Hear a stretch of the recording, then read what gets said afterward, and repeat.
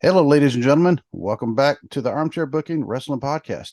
I'm your host. My name is Stunning Steve Barber, and joining me as my guest co-host again is Justin from the TNC SportsTalk. What's going on? Good morning. Dwaylon is still enjoying his time down in sunny Florida on a well-deserved vacation, and I've been texting with him back and forth. Just want to know how good is the vacation, and he's like, "Dude, it is just absolutely awesome." He really needed. I mean, it's been good to just go down there and kind of just Yeah. relax, because if you Well, know next Dwaylen, time, he's always on the go. So it's nice for him just to relax. next time, tell Dwaylon he has to get all of us to go at the same time. That would be good. We all Uh, probably need it, but because the part of Florida he's in, I mean, I'm fairly familiar with because it's really close to where I went to tech school at. okay. Up in the Panhandle. So, um, but Florida, I absolutely love Florida, especially the beaches are super nice. I know some people just hate Florida for, like my daughter spent 9 months in Florida. She says she hates it, Right. and I don't get it, but I'm like, whatever. But I mean, listen, I've been following on his social media pages, and he's been posting a lot about his trip, and they look, the family looks rejuvenated, which mhm. is a good thing because the ups and downs, the ins and outs over the last several months. Um, Yep. Everyone needs it. Oh yeah, everyone definitely needs that. This weekend, my wife and I are actually going away because today is her birthday. Happy Uh, birthday to her. Happy birthday to my lovely wife, and we are going away this weekend. Um, and this will be the first time if we've gone away just me and her since 2004, August of 2004. So it's been So no almost kids. exactly 19 years. Yep. No And kids. Where are and they going to be at? they're going to be here. My daughter's 21, so she can Right. actually stay with my son.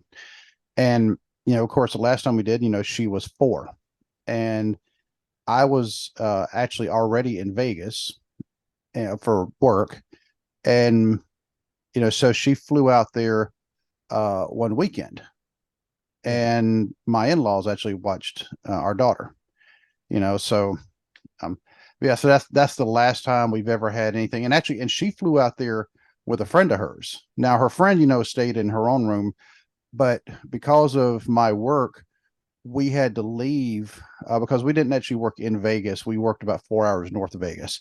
And so we had to leave Sunday night to get to pretty close to the work site where we were going to be working, because even where we stopped at a hotel, it was still about another 2 hours to get to where our work site was and where we were actually going to be staying.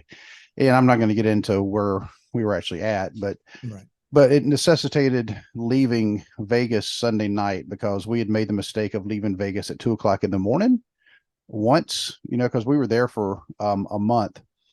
And we're like, yeah, I never made that mistake again. So my wife, when I had to leave to go up to where we were working, she stayed in her friend's room. So So initially, this is your first getaway away from the kids, and seems like in a century, just almost about. I mean, just about. last time was in 2004, Because August this 2004. weekend, So this weekend you don't have nothing to worry about. No work, and hopefully, I'm nope. pretty sure she's going to leave work behind too, for the weekend. And I think the only thing you're going to miss is SummerSlam. And I'll be able to watch that on demand, maybe Sunday night once we return. I am Thanks to gonna need to Peacock. watch it thanks to Peacock. And I had to do that last year though for SummerSlam, Yeah. because SummerSlam last year we were down in Orlando taking my daughter there so she could start her Disney college program, Yes. stay. So I actually missed SummerSlam last year, And Dwaylon was actually at and he SummerSlam was while at last year, SummerSlam. So he's gonna miss today's episode, but he's in with us in spirit because I know he texted you the results. yep. So let me ask you that question real quick. Because I get that, and I'm not really too like I'm not a big person to go back and rewatch something. I'd rather just tune into the highlights because for me, there's a lot of dead period. Um, it looks like to me SummerSlam this year it's nice and simple. There's only 8 matches on the card. Matter of fact, there's a couple matches that should have been on the card probably that have been pushed for later. Santos Theory U.S. title probably should have made the card, didn't. This big build up between Becky and Trish for the last 3 months since WrestleMania should have been at a SummerSlam this Saturday, but instead they're going to have it in 2 weeks in Canada on a Monday Night Raw. So You're gonna miss SummerSlam. Is it the same compared watching it live to watching it the day later, or do you just well, okay. I get what you're saying about just watching the highlights, but I mean, if you haven't watched it yet, you're relying on somebody else to tell you what their definition of the highlights are. So what I do, the matches are going. I generally don't watch the video packages in between the matches because, okay? why would I? Because Right. most of the time I already know what's going on, and the video packages normally aren't going to determine what my grade is going to be for the show. Right. They're So they're just basically video packages to create some sort of break, like a live Raw or SmackDown, to give time between oh, it's to get time between matches. matches, but it's also because WWE, they really, really try to get people to watch it for the first time. That's why a lot of times they'll have Sure. like these free views. Right. And I don't know if they're still doing this where you get the first month free, as kind of a hey, the sample it, and if you don't like it, but that's the way the old network was. Yeah, I don't think And with Peacock they have that. right, so they're showing um for the people who might not be regular watchers, Yeah. okay, here's what led up to this match. And I get that, that's why they do it, but like you said, though, it's kind of a filler, it's kind of a break in between the matches. I almost dare say it's a good chance for people to go hit the bathrooms, even though the bathrooms Mhm. at events like that are always long. Well, this Um, was also was the invention of, you talk about the WWE network for a second, but this was the invention of the kickoff show. Was designed as a free product yep. exclusively for to get attention, to promote the event, and they would even throw in a kickoff match prior to it to kind of influence people. Hey, before the show actually starts, don't miss your opportunity. Buy it now. We're also going to throw in a free month of subscription. So this pay-per-view or premium live is absolutely free. Come get it now. That's what the WWE network had exclusively. Mm-hmm. And now, since Peacock is all included, they don't really do kickoff shows Well, anymore, I mean, or they off have matches. the pre-show, but I have not seen them have a free match. Not in a while. Not in a while. Maybe it was NBC said, "Hey, cut out the free match. We're not giving away anything for free." You can tell what the matches are going to I be. don't even think the kickoff show is free though. That's my thing. You have to be subscribed to Peacock in order to get anything That's true. WWE. That's true. So whether you have it, you get rid of it or not, I think it just becomes money consuming sometimes for, and plus, I think, you and I rated that in the past. Wasn't, they kind of had some lane match that probably did not belong, and they could have used that time a lot better if they were going to actually have some sort of actual authentic match, like a title match, or a feud that didn't need to be on the actual main PLE. Um, sorry, I got distracted for You're something. fine. I mean, they Well, I did they find out that they they have the battle royale. right, I don't and know if that could be a pre-match, but or well, kickoff show match. it used to be called back before they always did the especially long before the network, they always called what they call the dark match. Mm-hmm. And the dark match, I mean, it was literally, it was not being broadcast. Now they would always they record, WWE records every match they have. A lot Yes. as for their own QC purposes, or unfortunately some legality purposes. Mm-hmm. But they record every match they have, no matter what. Yeah. But the dark match was not being broadcast out, but it was a chance for them to test their equipment and everything, so they could make sure everything was working the way it was supposed to. It Mm-hmm. just was not being broadcast. That's what they call it, the dark match, It's because also designed for athletes. If they need to take a look at an athlete for a potential future right. call up or something like that, yeah, of course. All right, so you still do watch SummerSlam, after the fact, because for me, I, is like, I will this year. I try to okay, watch the premium live events live when they happen, mm-hmm. but I can't always do that just because. I mean, I've already asked my wife if I could watch SummerSlam, and she said not only no, but she wanted to punch me in the face for even asking. But I mean, we are going to be off. We're going, to a resort somewhere. I'm not going to say where. Because I'm letting her plan it all out, and I'm just driving. We don't want But a mob flash, yeah, outside your hotel calling for you. right, and so I'd have to. I'm not even going to take my laptop, so I would have Good. to watch it if any reason. I'd have to watch it on my phone, and it's like no. So I'm just Not gonna, worth it.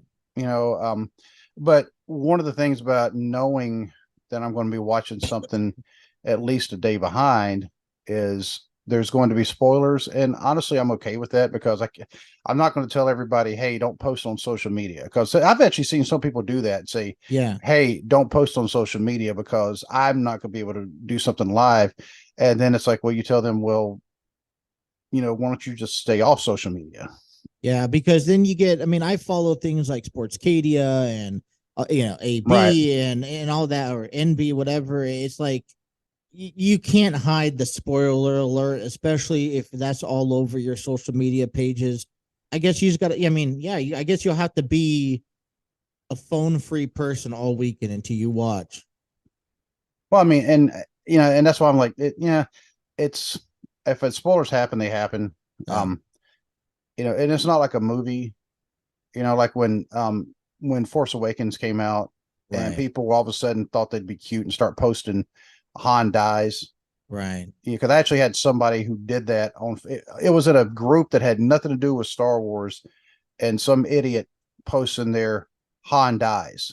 So, and I knew, and the movie came out on Thursday. I was watching it the very next day on Friday with my daughter, and somebody had posted it during the day, and I Right. saw that. So that part was already, But ruined still, for me. at that time, you can go out and talk about spoilers, but sometimes until you actually watch it, it doesn't resonate into you, or it could still leave a very big impact on the way that you feel about that type of spoiler. Like, all right, so Hans, so they spoil Solo dies. Well, you actually have to see it to believe it almost in that scenario, you know. Right. So And a friend of my daughter's actually texted her, same thing. He just texted her, hey, Han Solo died. And she's like, I haven't seen it yet. I'm going to watch it tonight. And he's like, oh, sorry, this but is where I'm like, you're no longer friends. I'm off.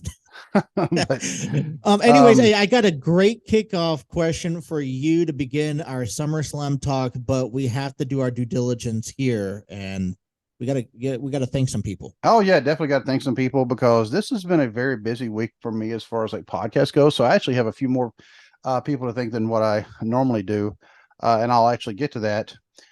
But first, I want to give a great big thank you to Justin for agreeing to come on the show again, second time this Thank week. you. Being a stand-in for Dwaylon, and although we cannot replace delicious Dwaylon, No. he's just Mm-mm. nobody can be as delicious as Dwaylon. We're at least going to try. So, but I mean that's so It's not Dwaylon the could same actually, without him. yeah, it's not. I mean that way he can enjoy his vacation and um, not have to worry about this. So, but Dwaylon will be back on Monday. We're planning on being back on Monday anyway. But in the meantime, like I said, I want to thank Justin coming on from taking a break from his own show, the TNC Sports Talk. He was on last night. Unfortunately, I was not able to catch a live stream because I had a lot of stuff I was trying to take care of because of going away this weekend. But I also want to thank Ted the Hillbilly Hill from the Hill Truth Podcast. By the way, he's a brand new grandfather for the very first time. Congratulations to him and his family. Congratulations. Yep. And he actually talks about that on his show, The Hill Truth. Go check him out. He is trending number one in Antarctica and on MySpace. Go check it out. Award winning, critically acclaimed podcast. And just an awesome dude. He really is the podfather. Also want to thank BC Hunter at Wrestling with the Truth. He's always been there to support us. So we always try to return the favor as best as what we can. Just an awesome dude. Go check out his podcast, Wrestling with the Truth, Wrestling with the War, Wrestling with the 80s on YouTube. He does a kind of a throwback show where he actually looks at things going on. Because I know here recently he was actually analyzing like the Von Erichs, which to me Mm. that's like really cool. I asked you to you the other week Not long if ago, you and yeah. Dwaylon could talk about the Von Erichs because I finally came around to watching the Vice Oh, TV oh, shows. Dark Side of the Ring. Yes, and I, one of my, father's, what he grew up watching was the Von Erichs, and I was like, they rose up. They were the family dynasty before I feel like dynasties or families really set into Yep. place, and they crashed so hard. And some of, a lot of it wasn't even them. It's just it went downhill from one after the other, and it's like you're you're so legendary. What, back in the 70s, right? 70s, 80s, and even 90s. Late 70s, but mostly Yeah, through the early to mid 80s. and it's Um, like so tragic, and it's like, oh, late is 80s also. there Yeah. is there really, like, you can't, I don't know, do people, I feel like there was some tension among how people felt about the Von Erichs. Well, and I know you had actually brought it up, me and Dwaylon possibly do an episode about that, but I knew BC was about to do it, and that's why I decided to hold off because Right. because I knew BC, first of all, he's going to do a bang up job, Yeah. but I didn't want to feel like I was just mirroring him or copying him, you It's also know. good to get some time to hear what they have to say to maybe generate, Exactly. or, and plus, I mean, the reason why I came to you about it is because I know you guys were watching wrestling around that time, Yeah. and you guys know plenty about them, and to hear it from firsthand from who grew up watching them. I mean, that's why I think I initiated. I was like, all right, can you maybe at some point this year Maybe do an at some episode on the point, Von Erichs alone? probably closer, if I had to really guess, probably honestly closer to December when the movie is coming out. There's a movie Okay. actually coming out about the Von Erich, so it'll probably be Yeah. closer to that time because it'll be fresh on people's mind, I and saw so that. we'll give our own takes. But along with BC Hunter, I want to thank the guys over at the Finish Your Wrestling podcast. There's guys out of Buffalo, New York. They've also been very supportive of us. Some awesome guys, and so go check them out. Finish Your Wrestling. All right, great analytical minds, great show, and also the Dad World Order podcast, which Yes. they're actually now they've become personal friends of ours, like because we've actually met them, Yeah. outside of this space here, outside of the interweb verse, because in fact I actually met them, and Eric Big Rig, he actually saw my shirt. It was actually at an NWF show, and he saw my shirt, and he's like, first of all, love the shirt. Second, he said, we have our own podcast. I was like, oh, okay. They got to talking. I said, what's your Twitter? And I looked it up. We were already following each other on Twitter. That was the funny thing. So I actually got to meet those guys. And that's when we've actually arranged, they've been on my podcast, or they've been on this podcast. So every Yeah. once in a while, it's not just my podcast, I will say that. Um, but they've been on this podcast. We've been trying to arrange so Dwayne and I can appear on their podcast. But another great one. They've had some pretty good interviews on theirs, and Oh yeah. um and trying to think. I know I'm missing somebody. Oh, actually, normally, I have you right about now is when I have you because I have like a certain order that I've been putting it Yeah. in. But I also want to thank the Mixtape podcast. I was actually on their show this past Sunday. We recorded that episode. Actually, should be out here pretty soon. I want to thank the guys Jamie and John at the True Crime Cast and Bless Their Hearts podcast. It's pretty cool to hear your name being shouted out on a podcast, especially one as good as theirs.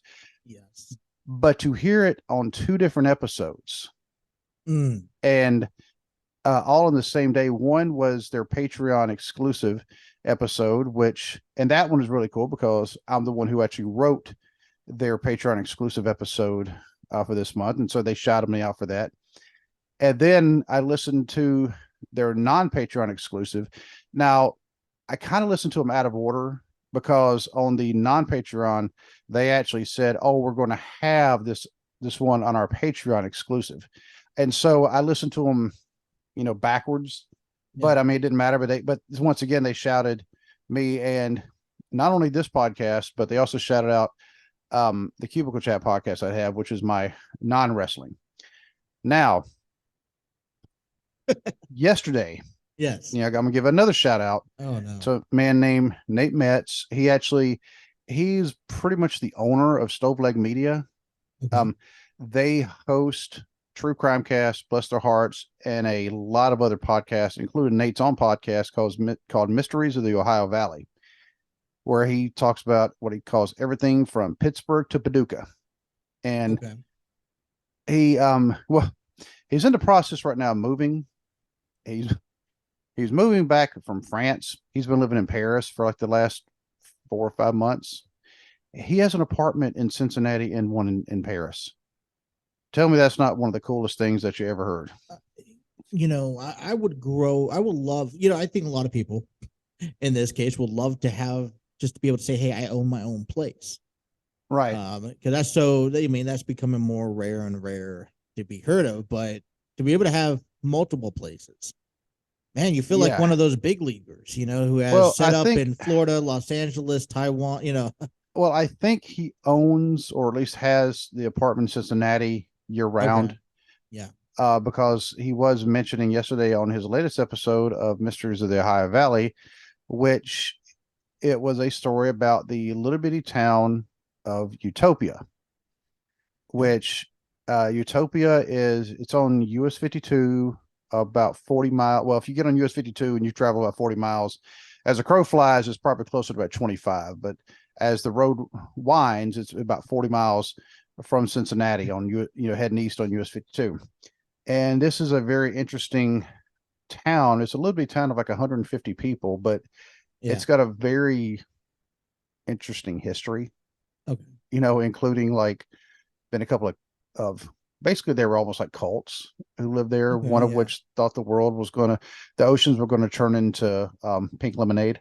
It feels like one of those towns where people made it up just for a fantasy tale, and you would think, but this was all real, and it all happened back in the 1800s. And but I actually wrote the story up for Nate, and he actually used it on the show. So, and he also shouted me out. So it's been a very kind of cool week. But then yesterday, for those of you who've already listened or watched the episode yesterday, we had Noah Gabriel on. Of course, Noah, this is about the 4th time he's been on the show. And Noah, he's got a little bit of a different attitude, and he he said, don't say I turned to the dark side. This has always been me. And well, at the end of the episode, he decided he was going to blow his nose on an armchair booking t-shirt. Oh man. Okay, it's like, man, come on, Noah. You're classless, man, classless.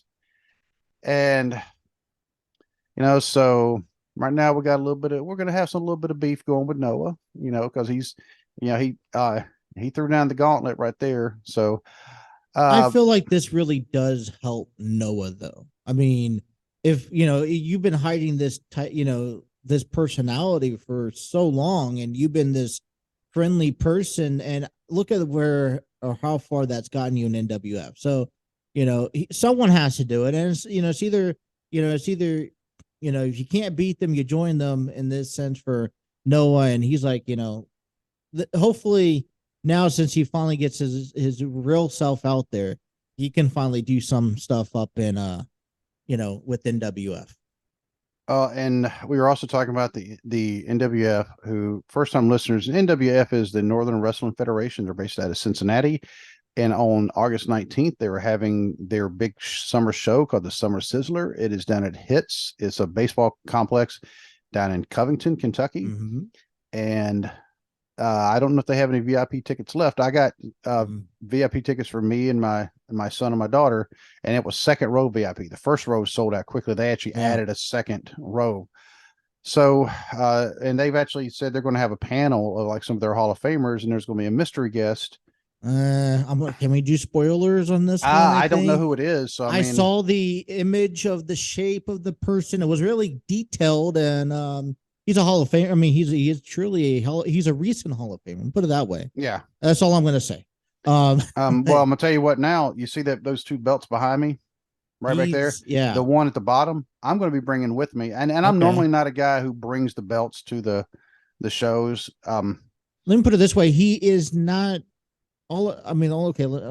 If I may, he's not in ring active anymore. Nope. He is still active with companies, I believe. The last time I heard. So that's all I'm going to say. It's a well worth treat. Great guy. Got a chance to meet him himself. If it's the guy that if it's who I think it is, yeah, that's another reason I'm bringing that belt, kind because hearted. I want him to Yeah, autograph it, because he actually held that belt and he will. once upon a He time. does.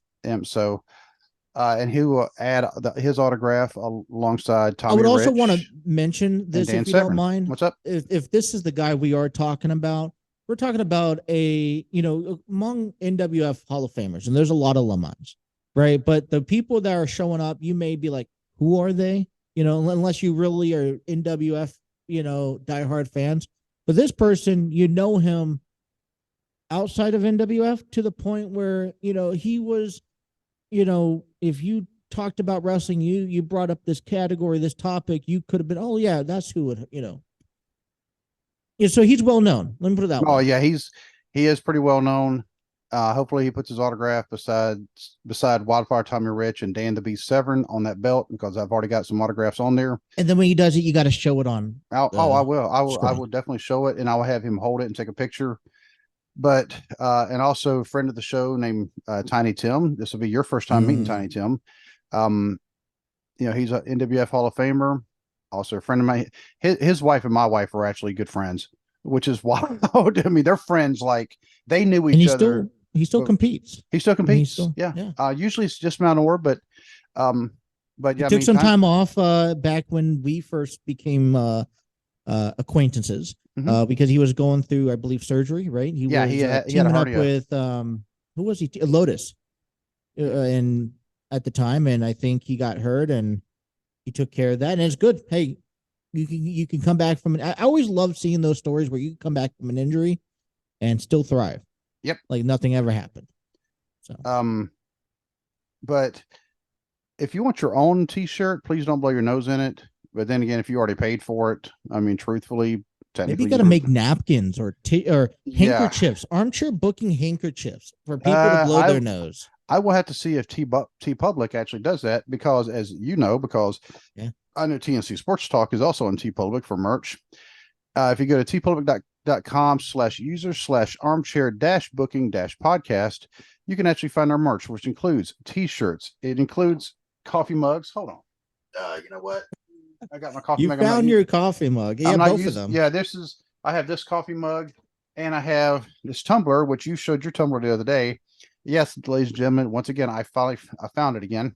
I like that one. They do not make the tumblers anymore. They do. Oh, they went back to They making do. them. Well, I mean, I've never, at least on my page, they never stopped making them. Because it was the tumbler themselves. I mean, because they take the tumbler and then they add all the good stuff to it. So I'll have to go on the merchandise site. I was just on right it now. the other day, and I've been on it on and off the last couple of weeks, and they still. So yeah, I mean, check it and let me know. Maybe they added it again, because I need to get at least need to get a new top, because my dog decided she liked the smell of coffee, and there was a little bit of left in there, because you could never actually get it all out, and she started chewing this one day. Sharing is caring, Steve. It is, but and also the Armchair Booking Podcast, Armchair Booking Wrestling Podcast, is not just audio, but it's also video. But as far as audio platforms go, if you give a rating and you give her a 5-star rating and a review, like on Apple Podcasts, it'll show up, and I'll actually read that on air. But if you're on any kind of app or platform that does not let you give a review, but you can still give a rating, you give me a screenshot, and I will actually read on air. Well, good friend of the show, Kyle. He actually, former co-host, Kyle. Hey. He actually sent me a review that he did on Good Pods, because Good Pods is one of the ones you can give a rating to. And he says 5 stars for the number 37 wrestling podcast, which means ranked number 37, like, of all wrestling podcasts. There you go. Stunning Steve and Delicious Dwaylon are the Midnight Express of podcast host. Relevant topics, wide variety of discussions, and the occasional guests make this a good listen. My favorite guest is the $250,000 man. That guy is the best. Keep it up. The $250,000 man is Kyle, by the way. There you go. And I love that nickname, the $250,000 man. Maybe one day I can be a $250,000 man. Right now, I'm just the $250 man. Yeah, there you go. Just a quarter man. I don't even think I'm, right now, because bills and not working, which, by the way, I have a job interview today, thankfully. But right now, I don't even know if I'm a thousandaire. And if I am a thousandaire, I know all that's going to be going towards bills. Right. So, trying to think if I've forgotten anything. I don't believe I have. Nope. So, but that's a Nothing I'm lot. aware of. Thank you for every. Oh, I also want to give a thank you to Rescue Randy, a good friend of mine, good friend of the show, for also he guest co-hosted yesterday, and because he had a few words he wanted to give to Noah, Yeah. and Randy's been watching the NWF since like 2001, Yeah. so he really knows the history. So he had a few words he wanted to give to Noah, and he was shocked as I was when Noah did his classless act. And I know that, listen, I know that delicious Dwaylon, you can't, no one can beat him, but I do, I do feel like, when you had Randy on yesterday, or, with Noah, right? Right. And, it kind of worked perfectly in the sense of, all right, you have an NWF interview with an NWF talent, and you have someone who is in the same field as we're kind of in. Right? He does his own stuff, and or very well known, and he's also has a vast world of knowledge in NWF. So he's able, he knows the past, he knows the present, and I'm sure he could predict some of the future of NWF. And he is a perfect candidate to sit in with Noah to really pick his brain and to get the best stuff out of him. And that's what we look for, right? Right. And And hopefully, and maybe this will be a consideration. And like I said, nothing against Dwaylon. He's a human encyclopedia when it comes down to professional wrestling himself. But when you get NWF star, Randy can definitely cut himself in to maybe help you guys out, or help get the true juicy stories that everyone wants to know. and see, because he and I both remember watching Noah before he even stepped in the ring when he was a commentator, Right. when he was Mm-hmm. doing interviews with people, and he was probably about 50 pounds lighter than what he is now. He looks in tremendous shape. Yeah, he does. I mean, I have to admit it, even though he blew his nose on my shirt. you know, but what you don't see on the video he posted, I blew my nose on his shirt right after that because I was wearing, Hey. a Noah Gabriel shirt. But if we Anyways, moving on to SummerSlam, the reason why everybody tuned in, the reason why everybody downloaded the podcast. exactly. Hey, you know what? Interesting fact. I posted this up yesterday. SummerSlam's the first PLE that's back in the States, right? You have Backlash in Puerto Rico. You have Night of Champions in Saudi Arabia. Money in the Bank was at the O2, arena in London. Oh, that's right. Yeah. And so this is the first pay-per-view back in the States. In the continental United States, because technically Puerto Rico it's a U.S. territory. Okay. But I mean, if you want to say the continental United States, oh, absolutely. And the WWE just put out or released their quarterly, revenue. Oh, I haven't seen that yet. And I shared a little bit on the podcast yesterday, and they did quite well. I think they set some records. I think it was also Money in the Bank. Money in the Bank was the highest paid PLE, I believe. I don't know the exact. I want to say, I don't want to get it wrong. I want to say one of the highest paid PLEs total overall, with how large the O2 arena is. Oh, in the O2 arena, I mean, I've been in that arena before, and it's big. And so they were really proud of what they produced out there, and I'm just thinking, hopefully we could bring that back in to the to the continental state, because I know the WWE is trying to expand internationally, and I can see if they're having a lot of success in different countries when it comes down to PLEs, then I could see them doing it more often. And to be honest, other than maybe like like especially WrestleMania, I would hate to see WrestleMania go somewhere else, but if they're having success that way, global's the way to go. I say just keep on going. And this one being held in Detroit, Okay, technically, it'll be the first SummerSlam held in Detroit. Uh, However, SummerSlam in 1993 was in Auburn Hills, which is Hmm. considered part of the Detroit metropolitan area, but it's like 35 miles north of Detroit. You know, Right. just like that's about the distance is what I am from Cincinnati. You're not going to have somebody come all the way out to where I live and say, "Oh yeah, this is Cincinnati." They won't. So I mean, Auburn Hills, and see that was the SummerSlam, which a lot of people it's considered to be one of the worst ever. In fact, one of the Yeah. worst WWE pay-per-views ever. Right. Um, because that was the one.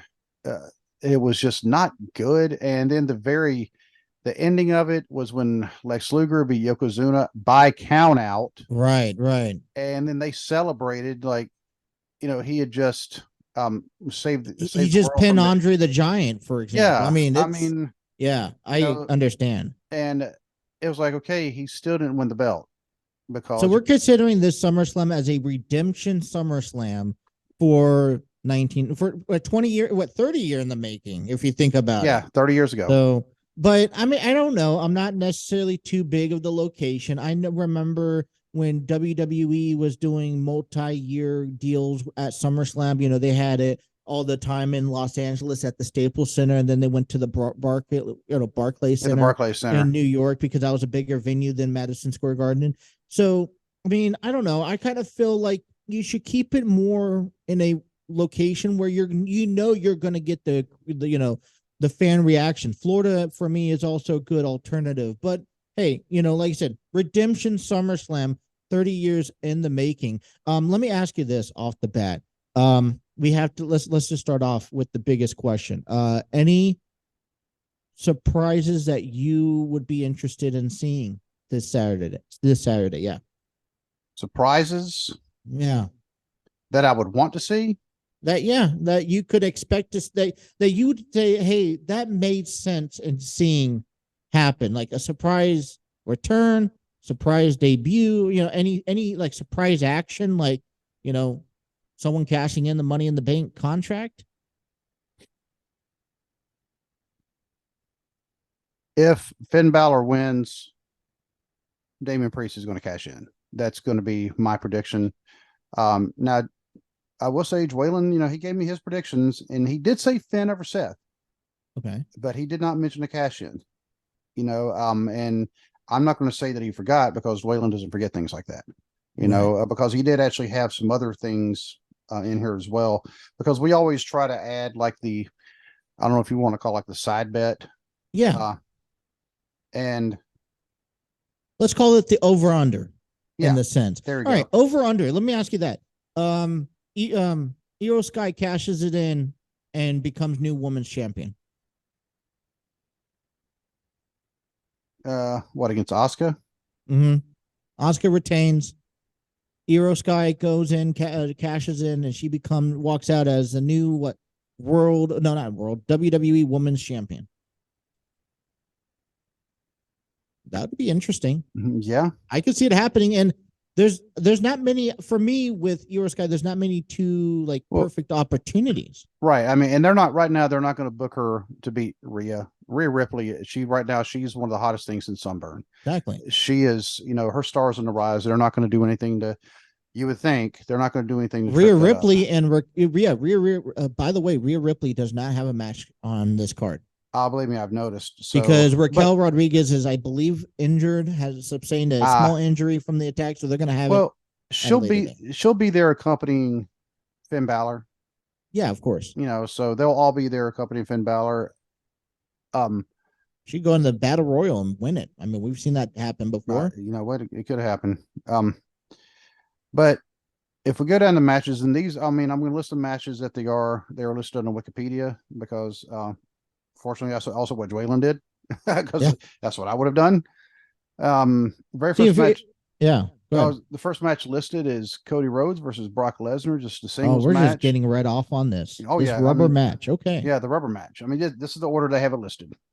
All right. And I might actually skip over a couple things, but um, and I will say Dwaylon has predicted Cody over Brock.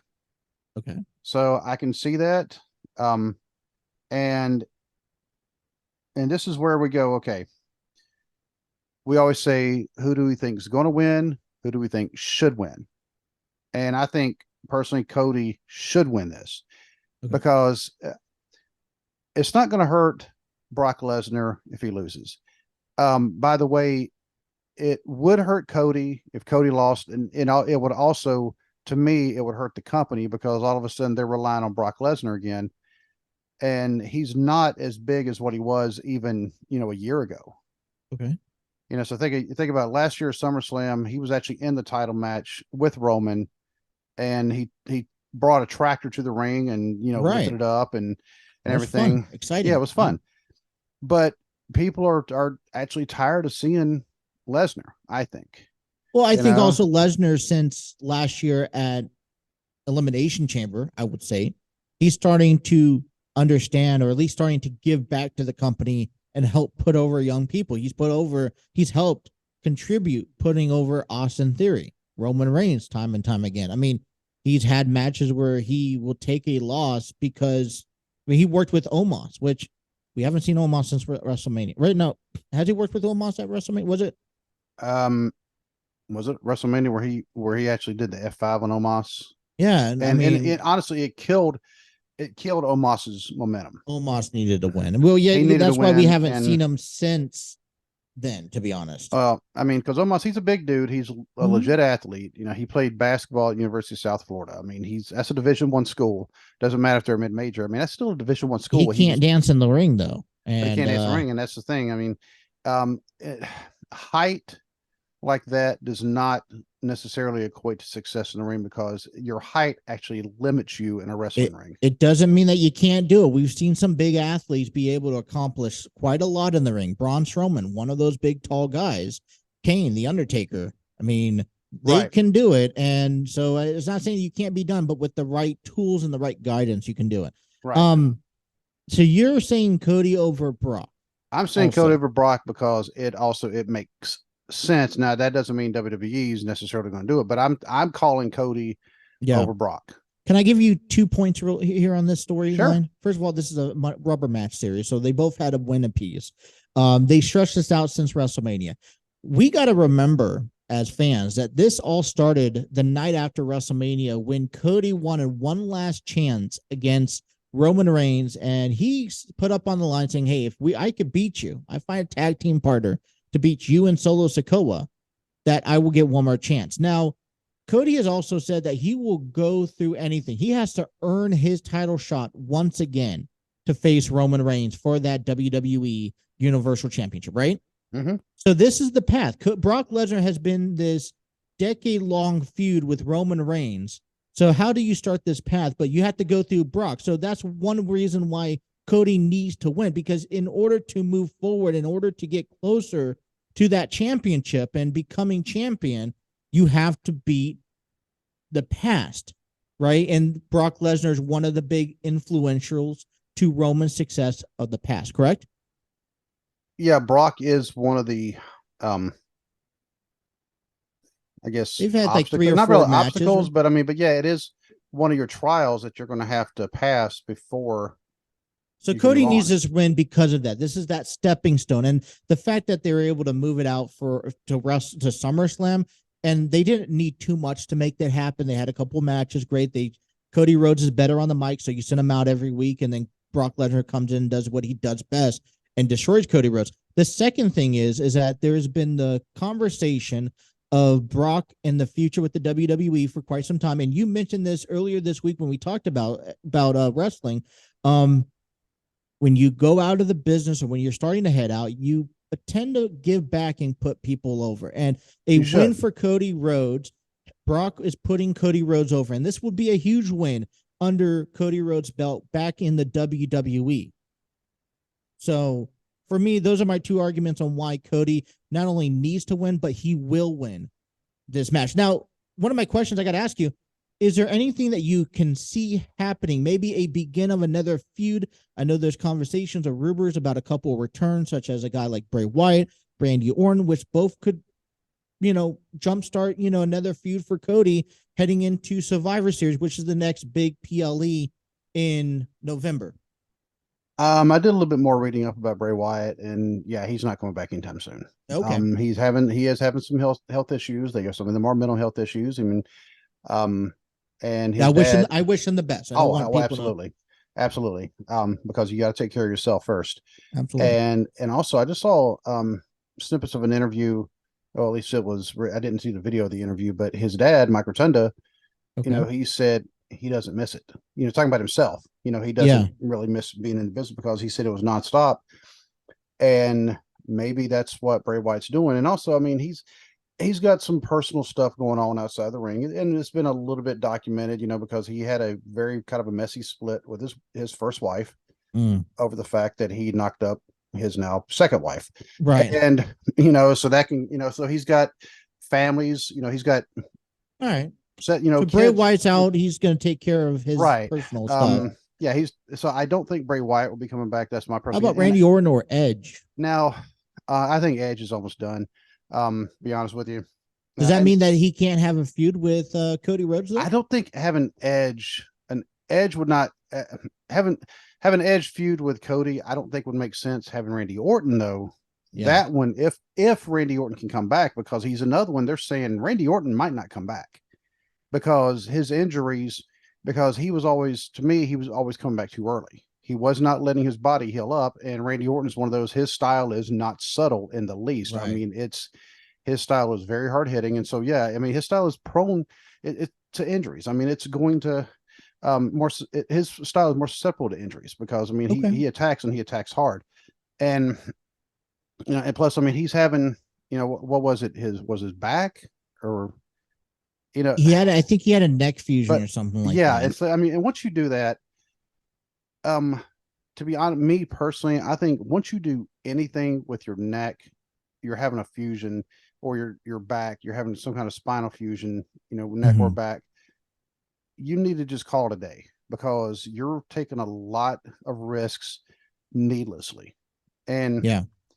and I think with Randy Orton, now if Randy Orton can come back, I do think that having a program with him and Cody would definitely make sense. It I would. think Yeah. the matches would be phenomenal. Both of these guys, Randy Orton's third generation, and of But this course, also needs to be kept limited and just down to the point. Like it doesn't need to be overworked. It doesn't need to be, how Brock and Cody is. Just go in there, and I even say a one and done deal. Maybe, like I said, at some time. But just a side note, and that's the thing. I would personally like to see Big E, if possible, and Randy, or at least come back and finish off on a winning note. Hey, I'm done. hopefully, Let me win. Let me just go off into the sunset on my own terms because Big E didn't get a chance to do that. Randy Orton didn't really quite get a chance to do it. So if they could find a way to return to the ring for one, maybe two matches, don't overpush yourself. Just get in there, say, hey, I'm back. I'm healthy. I'm good. Let the fans know that I can, I'm moving, and then say, all right, that's it. Then I'm okay with their careers ending if that's what I mean. I mean, I think it just sucked because Randy, you don't want. I mean, Randy is also at the end of another generation, along with guys like Batista and John Cena and those up and coming stars that you just quite not ready to let go yet because we just got done letting go the era of the Attitude Era in the sense of Undertaker and Hunter and Shawn. You know what I'm saying? right. So all right. But yeah. Anyways, So anyway, Cody over Brock. yep. Moving on. Next match listed: Seth Rollins, Finn Balor singles match for the World Heavyweight Championship. Yep. Losing is not going to hurt Seth. Losing Is would it hurt. time to crown another World Heavyweight Championship, even if it's not Finn Balor? I believe so because Seth. Well, okay. First of all, this championship was created more or less out of thin air because they had given Roman the two belts, and then they weren't utilizing them correctly. The champion of the entire company, a unified, undisputed champion, should be moving back and forth between both brands, and they weren't doing that. Right. And It was an so, utter well, failure. yeah, it was Right. utter We failure. can agree to that. So they decided, well, we're going to have a world champion on Raw, which, Well, by the way, editorial moment. have your undisputed champion, but then have your U.S. belt, Intercontinental belt, those titles be your number one contenders for both shows. That's the way those That's the championships. initial thought of what's supposed to be. That's what they were the treated idea. as years ago. The Intercontinental Championship was the automatic number one contender for the world belt. The U.S. champion was the automatic number one contender for that world belt. Right. Well, So the initial thought process combining those belts was to have Roman go back and forth between Raw and SmackDown, cut down on his workload so that every other month that he could have a match, and one from each brand, and then highlight the IC title and the US title as the main event card holder to each brand. right, and they weren't doing that. They kept No. They were playing hot potato with those two belts. And then now, they combined the tag team titles, and last year was a failure. They come back and they now brand split under this new idea of, hey, we need to give you a fighting champion, a champion that's going to defend his title anytime, any place, anywhere. And that's why the World Heavyweight Championship came back to Raw, because it's the flagship show. And so editorial aside, I do think it's time. It's not going to hurt Seth to lose. Finn needs this kind of elevation because he's kind of been stuck in a holding pattern for a while, and his talent level is way too good for what they've been doing with him.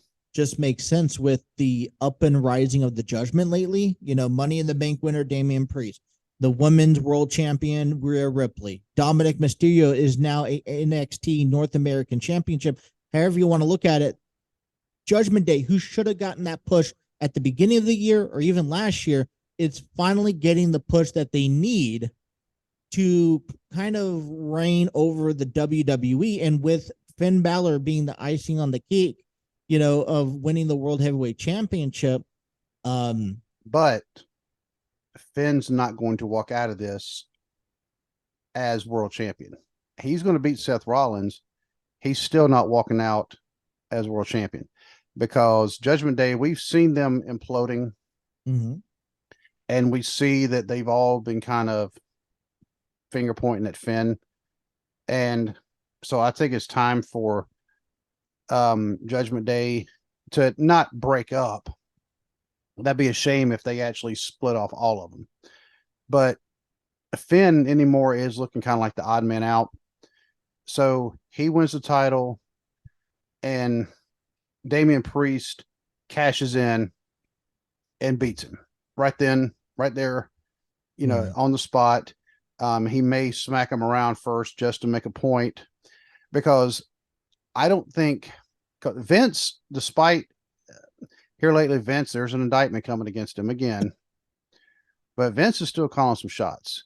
Vince does not like smaller wrestlers.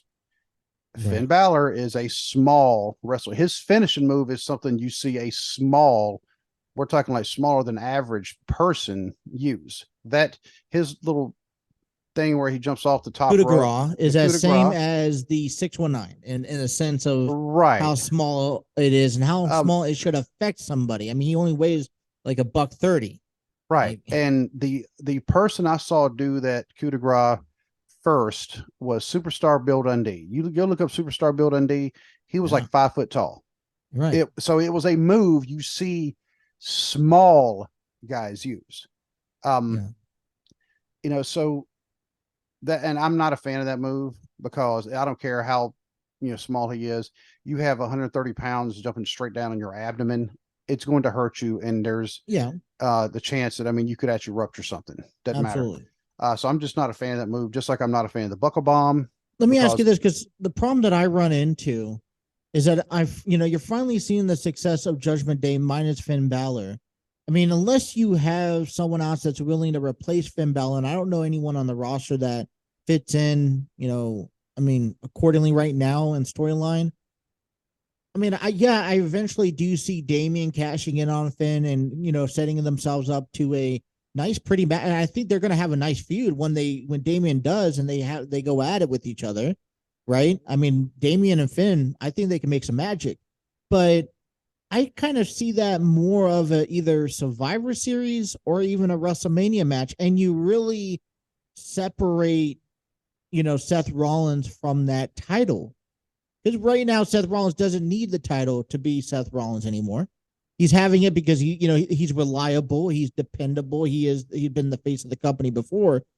So I will honestly like to see, at least for not even 3 months if that's the case, all four of them have something to hold at one time. So yeah, I see Damian Priest, cashing in at some point, maybe here very shortly, but I see nothing. I don't see Damian Priest cashing it in officially. He may tease, he may try to do something sneaky, but I think Finn could win. This is that 7 years itch that he's been trying to get back. And I think you finally let him get over and win that title that he never lost. Hold it for 3 months, and then maybe Survivor Series, Damian Priest comes in, cashes it in, takes the title away from him, and then they go on for a feud. Exactly. That was a lot that you just said, but I'm sorry. but no, you're fine. But yeah, I just don't see Damian doing it at SummerSlam. I see Finn being punched out of Judgment Day. I don't see him being replaced, at least not initially, because you don't necessarily, because the three remaining people, Damian Priest, Dominic, and Rhea Ripley, I think they would be able to handle it just fine. Now, if you add a fourth, you have to make sure it's somebody who would actually that's already up there. Yeah, that's already up there. Add something to the group rather than taking it away. But speaking of Rhea, she doesn't have a match to defend her title, but the WWE Women's Championship, which I'm just going to call it the SmackDown title. WWE Women's Champion. Yeah, the triple threat match: Asuka, Charlotte Flair, Bianca Belair. The three women in this match, you see any of them a combination one-on-one, it's going to be a great match because all three of them can bring it. Put all three in a triple threat. I'm not a fan of triple threat matches, and I've actually stated this on the show because it usually ends up, okay, two people in the ring, the other one's taking a break outside. Mm-hmm. All right, they get up, come back in. One of the other ones gets thrown out. They take a break, comes back in. The one person who hasn't taken it had a chance to take their break. Goes. I don't like the way the triple threat matches end up working. And honestly, I think anytime you're going to have a match with more than two competitors or two teams or whatever, I think they should be elimination matches because a lot of times the triple threats, they turn into a way for the champion to lose their title without actually getting beat. Because they're like, well, we can't hurt their brand. It's wrestling for the most part is a zero-sum game.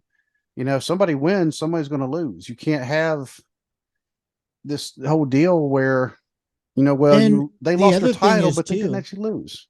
If I could point this out too, is that you built some of these talents up so high that you almost can't knock them back down. I mean, look at Charlotte Flair.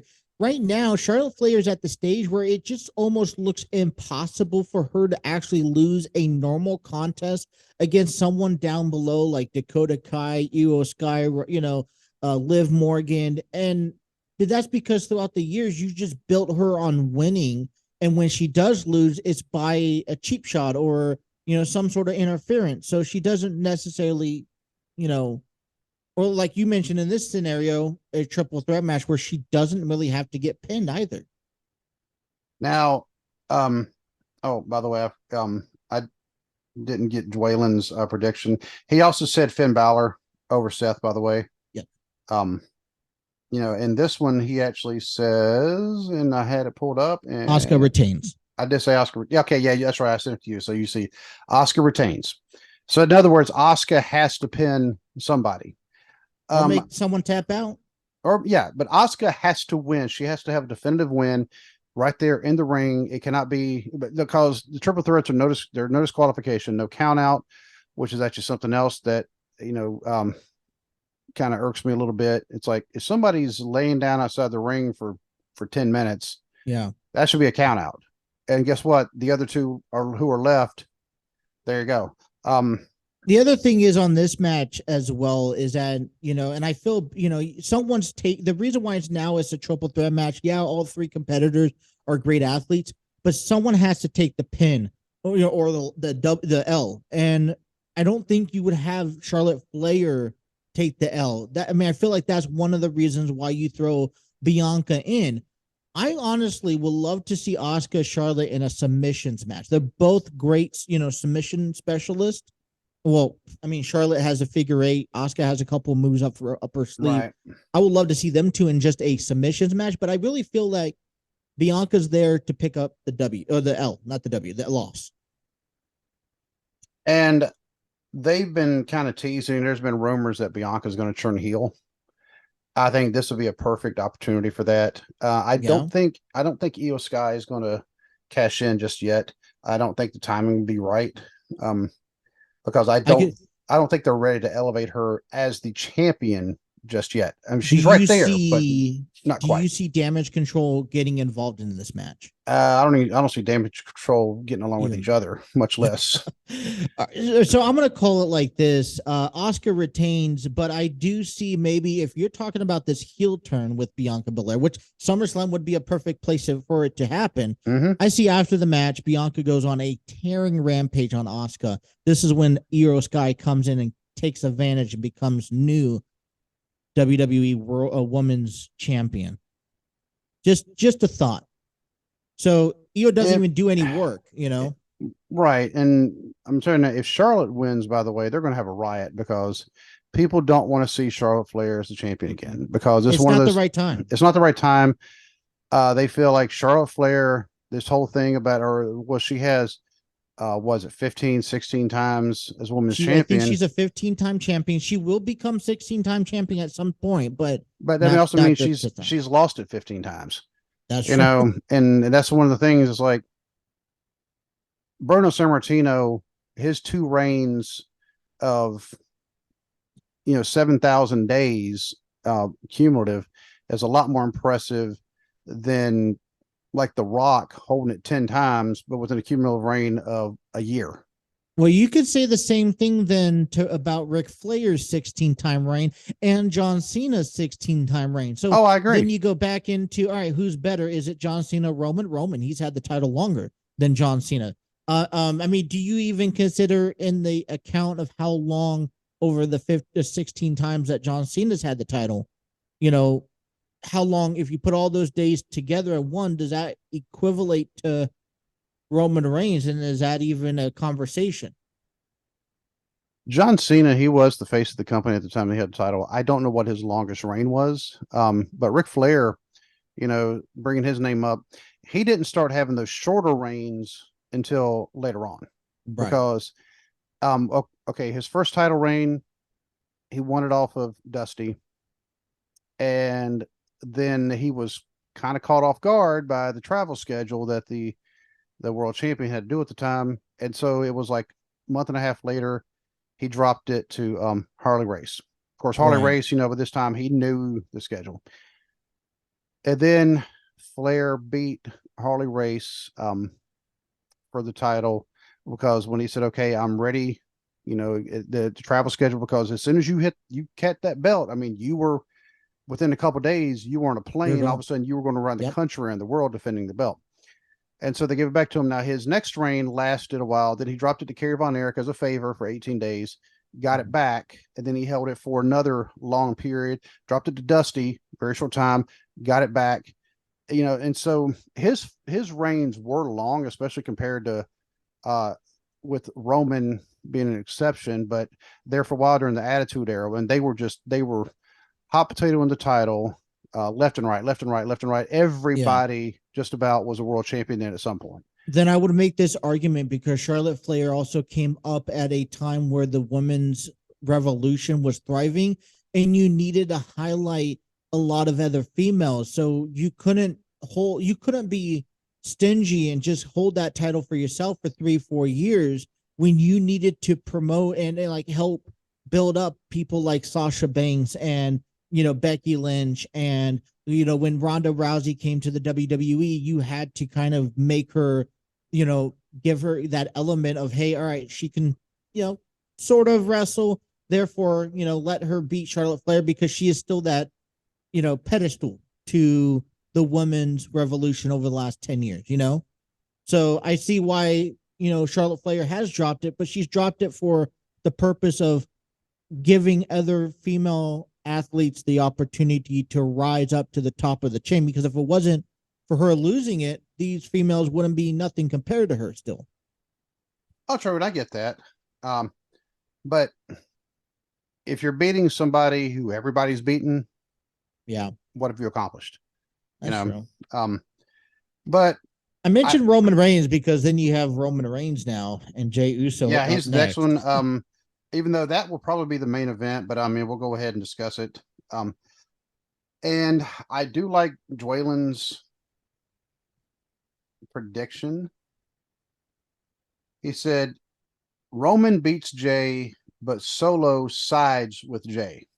So after the match, either Solo Sikoa walks out and Roman Reigns finds a way to win, or Solo Sikoa then attacks Roman Reigns after the match. Right, which would honestly make sense because Solo Sikoa and Jey Uso are brothers. They are brothers, and everybody knows they are brothers. Do we know the status of Jimmy Uso and his health? Is he going to be there? I bet I've just heard he's injured. I don't know the extent of it. Is that all work? That I don't think it's work. I think he actually is injured. Okay. And just like Kevin Owens is injured. You notice they're not really mentioning because he's still showing up. But because maybe some of those injuries are not as significant where you need a lot of like a segment, you know, time off. Giving Jimmy the what it's been 3 weeks now since he got hurt, you know, since they brutally attacked him. Maybe 3 weeks can push him back into the picture for one night and then give him, you know, more weeks to come. A crazy scenario thought I've been hearing of last couple of weeks was Jimmy returns and turns on Jey. Now, I know that's kind of hard to see because they've been such a tag team duo for the last, you know, their entire career. But, you know, Paul Heyman and Roman Reigns has been putting it back and forth between Jimmy and Jey over the last several months, right? Blaming each other for their losses and their failures. So we could also potentially see Jimmy cost Jey the title, maybe set up a little, brother versus brother feud down the road.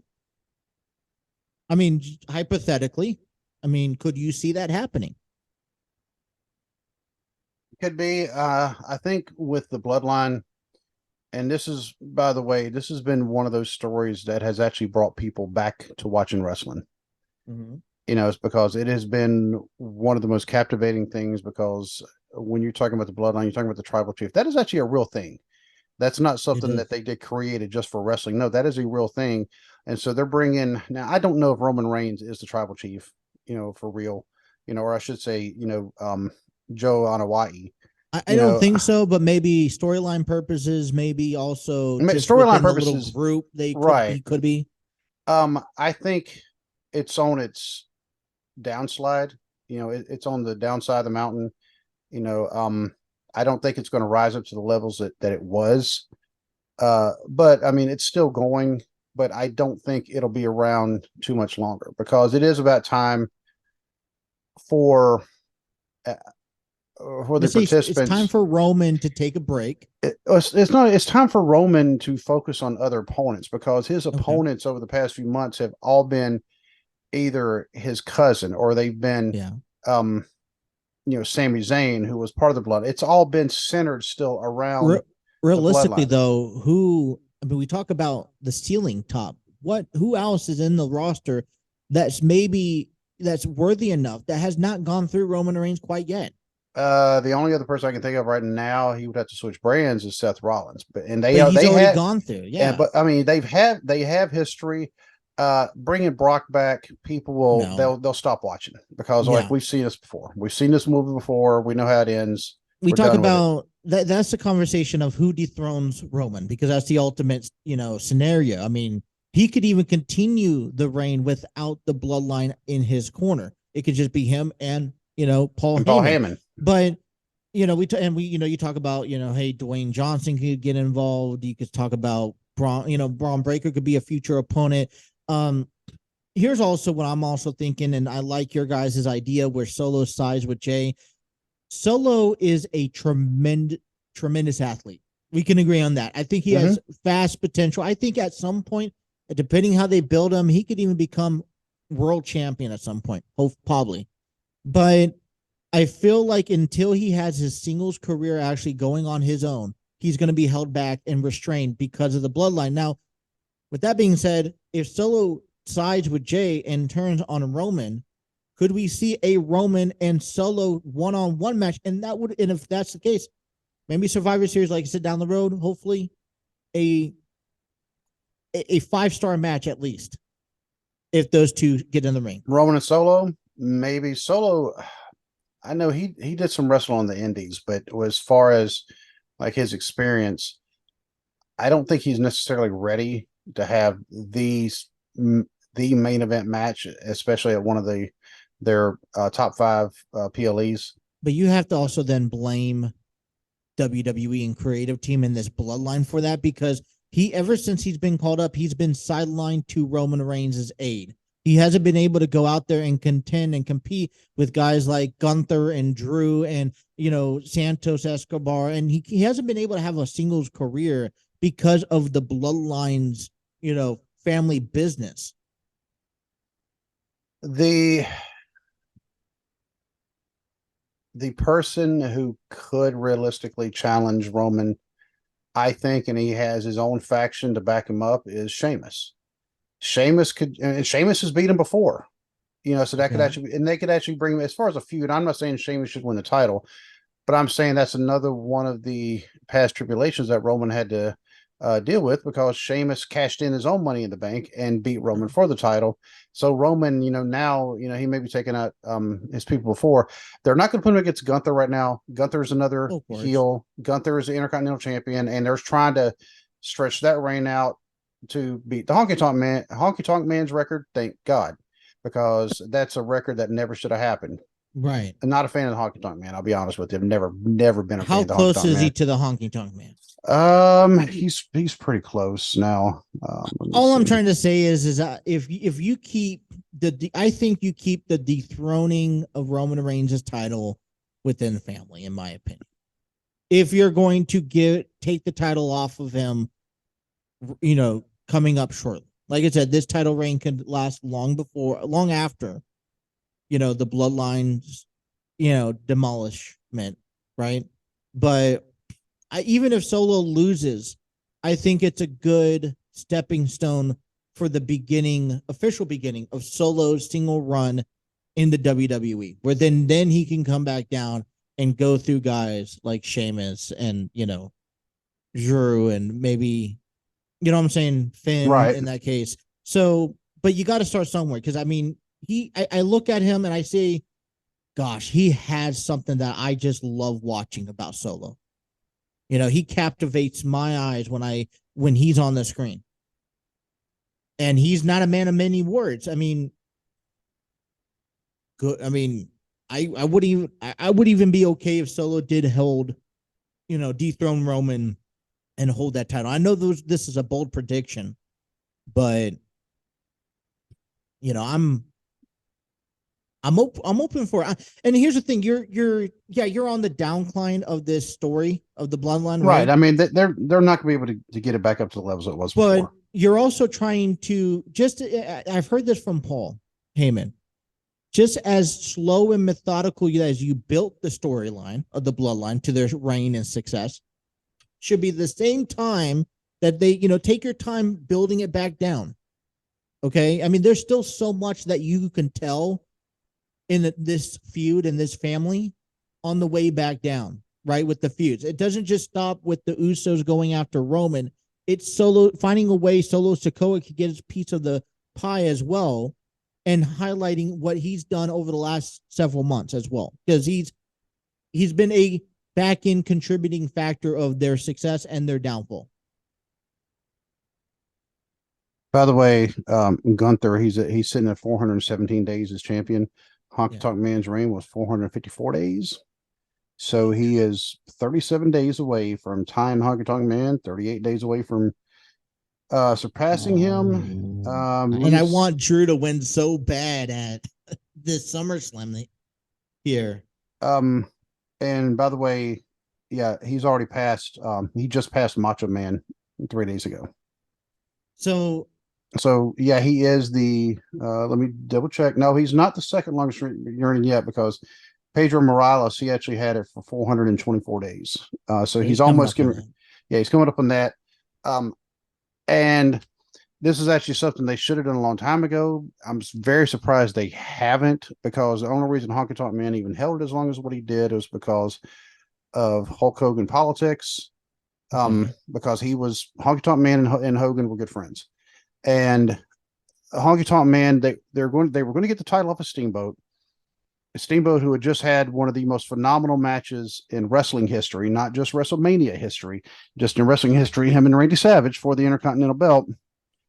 And in fact, he was the one who ended Savage's reign, that long 410-day reign, right, or 414-day reign.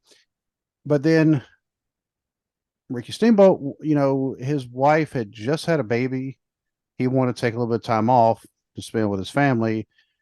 And Vince doesn't believe in that at all, ever. And so they're like, okay, we're going to get the title off of him.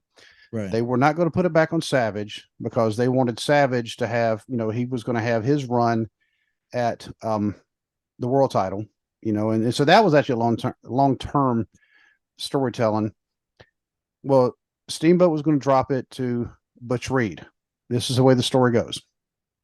Butch Reed no-showed. And they were like, well, he's going to be dropping it tonight. Who are going to give it to? And Honky Tonk Man just happens to walk by, and Hogan says, what about him? And so that's when they got it put on Honky Tonk Man. And then so you got to weigh yourself now. And then he refused. He refused to give it up and he was Hogan's buddy. Yeah. And so, yeah, Ted DiBiase actually was going to possibly take it from him, but once again, they were playing politics. That's why they created the $1 million belt. But anyway, yeah, back to SummerSlam. So is it worth? What do you weigh in means? Because we still are uncertain about the future of Drew McIntyre. And I think right now you set up pretty well. Sure. Well, I mean, I hope that he stays in. I would hate to see him go somewhere else and after his contract ends. And I don't know the logistics of his futures with the WWE, but he's on this nice run. He's a fan favorite. Like, he's getting over more than Seth. Well, I won't say more than Seth Rollins, but I feel like people are excited for him to come back and have this singles match with Gunther for the IC title. Is it worth? All right. Is it streak or is it what fans want? And Vince McMahon goes for streak, but I mean, Hunter goes for fans. Well, let's go ahead and jump up to that match. I mean, we'll skip over one of the other matches real quick. Gunther and Drew McIntyre, Intercontinental title. Gunther's going to have his two minions there, Ludwig and Giovanni and Ludwig, right? Yeah. Ludwig, however you say it. Ludwig. Oh, Ludwig. Ludwig? I thought that was a W. Yeah, but it's the German pronunciation. Okay. Ludwig. I'm calling Kaiser and the weird the names that you cannot pronounce. Out of all names you bring up to the WWE, they cannot pronounce them. No, I've seen worse. But is it Mustafa or Mustafa? It depends on who you're talking to, where they want to put the accent. Well, but 5 years ago it was Mustafa, now it's Mustafa. Anyway, sorry. Either way, Gunther and Drew McIntyre for the Intercontinental title. First of all, this match is going to be brutal. Gunther is always brutal. Drew McIntyre is always brutal. You add the two together, and it's going to be massive brutality. I think it's going to be hard hitting. I think it's going to be a good match because both these guys, not only do they hit hard, they can actually wrestle, like with real wrestling moves. And I think Drew McIntyre is going to walk out. He's not going to walk out with the title, but it's going to be because of interference from Gunther's two guys there. or Gunther is going to get disqualified because of the two guys. And they may even go do this thing where the referee says, "You out of here," and he throws the two guys out. And so everybody think, "Oh, now Drew McIntyre is going to win it." Gunther's going to win it, but it's not going to be a clean victory. There's going to be some kind of underhandedness because this is their first match that I'm aware of. I mean, I could just be wrong. One-on-one, just one-on-one, right? Yeah. One-on-one for the title. This is their first match, and right now, everybody is pulling for Gunther, to pass up Honky Tonk Man. Okay. Because Honky Tonk Man was a dumpster fire that never even should have had. They're trying to erase WWE history, so they want him to pass up. But I do feel like there's a good amount of people that want Drew to win. We'll have some Drew fans. Well, if they pull this where, okay, Gunther, yeah, you may have won. However, your boys helped you win due to interference. And Gunther is one of those. I couldn't tell you Gunther's actual finishing move because every time you see him win, it's with something different. Yeah. So that actually adds that kind of aspect where you don't know how he's going to win anyway. And so he could hit that power bomb, or then he's already got their shoulders down. And so he just kind of leans on them, and then he's got some other moves. He's got submission moves. So he is a legit wrestler, and he's a very believable. So if he would have beat Drew McIntyre clean, it would actually still be believable. Okay. And let me say this before we get distracted. Dwaylon did mention that Gunther was going to beat Drew McIntyre. Yeah. Okay. Yep. So I can see, because lately Giovanni has not been holding up his end of the bargain when it comes down to this fraction, and they kind of been showing it how they've been having some distress, going on the last couple of weeks, right? Mm-hmm. And so could there be a possibility where something happens where either Giovanni or Kaiser accidentally maybe hits or, attacks Gunther outside the ring or something like that? Not at this pay-per-view. Not at this pay-per-view. It's not ready for that yet. It's getting there. Oh, what is the next pay-per-view? September, it's like not Starrcade, it's Super something. No, okay, not Payback. Hold on, people, because Payback is the NXT. Oh no, it is Payback. Oh, is it? It's Payback. Yep. Oh, okay. My mistake. Yep, Payback. September 2nd. Okay. In Pittsburgh, and of course, no matches have been announced yet because we're not done with the matches here. Okay. I said 37 days. So he would not have no, not yet. Going through, he would not have passed Honky Tonk Man yet. I guess you wonder, all right, so what's coming? Is there any? I know they have another Saudi Arabia trip at the end of the month. No, not at the end of the year. I think it's in November. You're not going to want to travel to Saudi Arabia this time of year anyway. Do you see them dropping the Intercontinental Championship in a different country? It's Intercontinental. Exactly. Yeah. So maybe something coming up. I could see them doing that. Yeah. Maybe build Drew back up over the next few months until they get to another. I think that's what they're doing anyway, because Drew was gone for 3 months, and I know, there was some contract stuff going on, but he was kind of resting up his body, letting little nagging injuries kind of heal up. But then I still think the biggest question is that if you put the title on him, what's his contract future? Or what's his future status with the WWE? Maybe that's one of the things they're still waiting on. He may. Maybe that's why I seriously doubt he goes without a contract. They are not going to put the title on him without a contract, because they've made that mistake in the past. And I want to go put the title on him in November and then have him drop it like 2 months later. Right. And Drew McIntyre, like you said, he is extremely popular. I like him. He's one of my favorites. But I don't think the time is right to put the Intercontinental title. It's okay. I don't think the time is right for Gunther to lose. If they let Gunther go this long, this close, and Gunther is over. Yeah. People may be booing him because he's a bad guy, but he's over that way. But he's over. They appreciate. Oh yeah, and he's been getting over. He was being cheered in the Royal Rumble, even though he didn't win it. And this is one of the cases where Dwaylon and I, we've actually said this about other wrestlers. Cody may have, in the Royal Rumble this past one, Cody may have went over, but Gunther got over. Yeah. Yeah, The he's only the one who reason really I don't got like over. only reason I don't like Gunther, or the only problem I have with Gunther is that coming up to WrestleMania, he was a fighting fatigue. He was a fighting person up until he realized that he had to face both Drew and Sheamus, and then he started backing out of fights or making excuses. Well, prior to that, he was making no Well, excuses, and now he does that a little bit, and that's it bothers called me. it's cause you got to be a chicken something heel Oh, to be a heel. One you he can was really able to do it without it though. Like that was my thing. Like well. I didn't like him. He was a heel to me, and I knew he was a heel, and he got over, and he was not backing down. He's like, I was going to go in and demolish you, and tear you to shreds inside the ring. And guess what? There's not a single thing you're going to do about it. And that's what I liked, but I didn't like about him as a heel.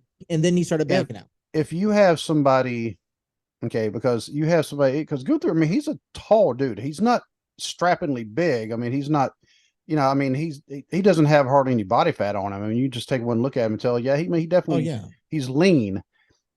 But you put him against both Drew and Sheamus at the same time, two guys who are known for like basically street fights every match.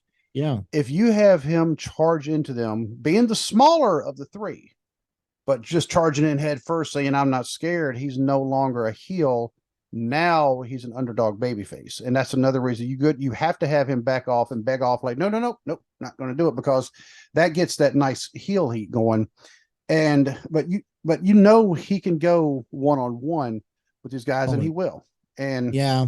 We SummerSlam has a little bit of everything because we have two, I say Goliaths, Gunther, Drew, mm-hmm. fight hard. You're going to battle. Well, we also have two smaller guys in Ricochet and Logan Paul that are now we are going to have a more of a high flying acrobatic match expected, coming up here at SummerSlam this Saturday.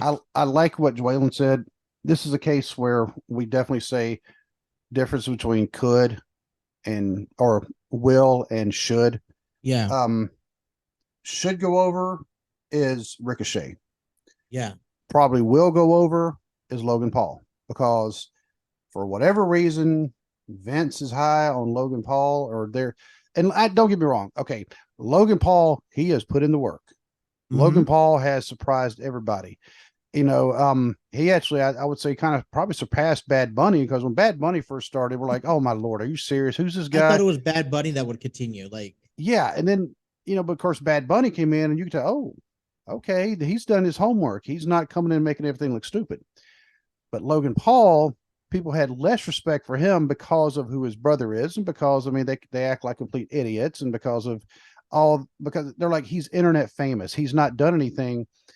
And then the bell rang, his first match, and everybody went, oh, yeah, okay, he's definitely done his homework. And then you have interviews with him, and you find out that he's actually a huge wrestling fan, and he wanted to make sure he got it that when you bring in non-wrestlers and you have them go over actual wrestlers, it hurts the business. He didn't want that.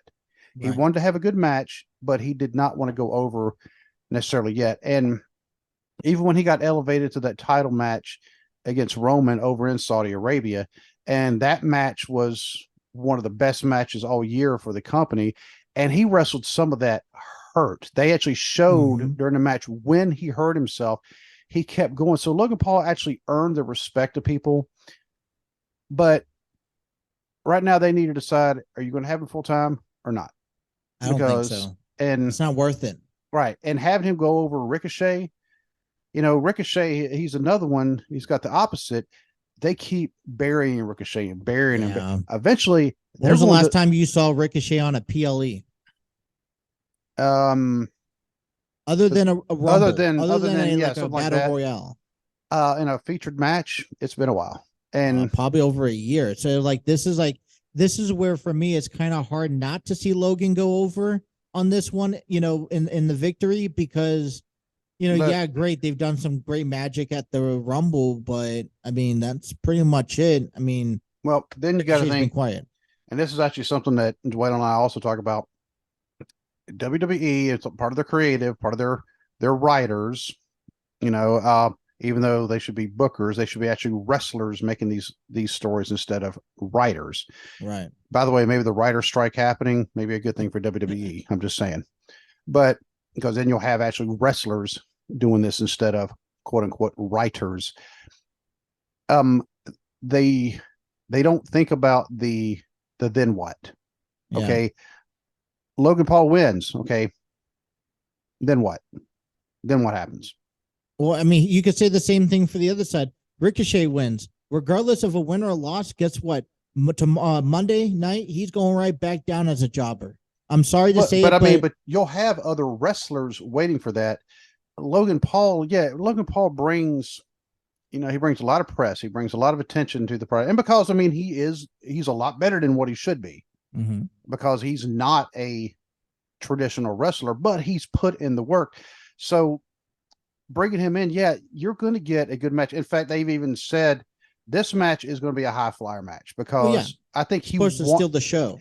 he may have actually requested Ricochet just for that Oh yeah, because it's going to be, a match. It's going to be, hey, this match is going to be called, hey, the floor is lava. Let's make sure we don't touch the yeah. mat at all because it's going to be up in the air. It's going to be above the ropes, and and although I do have a feeling somebody's going to get hurt in this match Oh because yes. both these guys have gotten hurt, during this movies because Oh, they they're almost got hurt at the Money in the Bank. I mean, which that was was pretty bad. yeah. I'm waiting for a botch move. I just hope that these two make it through the match safe, at least. I mean, nothing non-noticeable. The only thing I will say is that I feel like Logan Paul has a little bit more writing on this match in the sense that he's called his shot.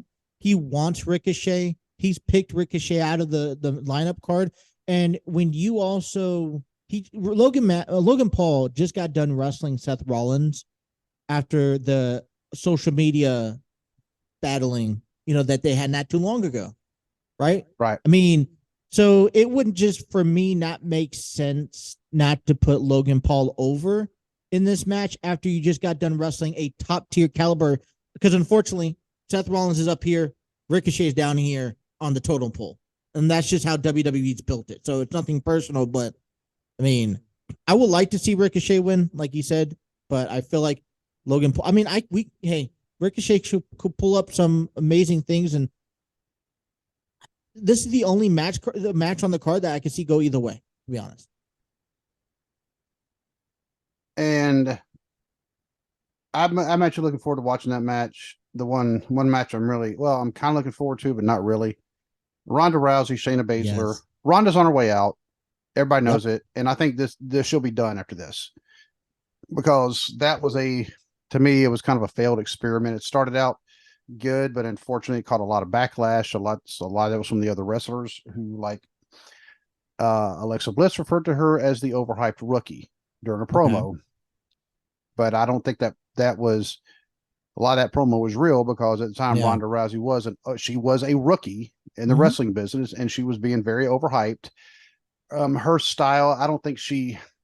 I've noticed there has been changes since she came back this time. That but her style was still more or less an MMA.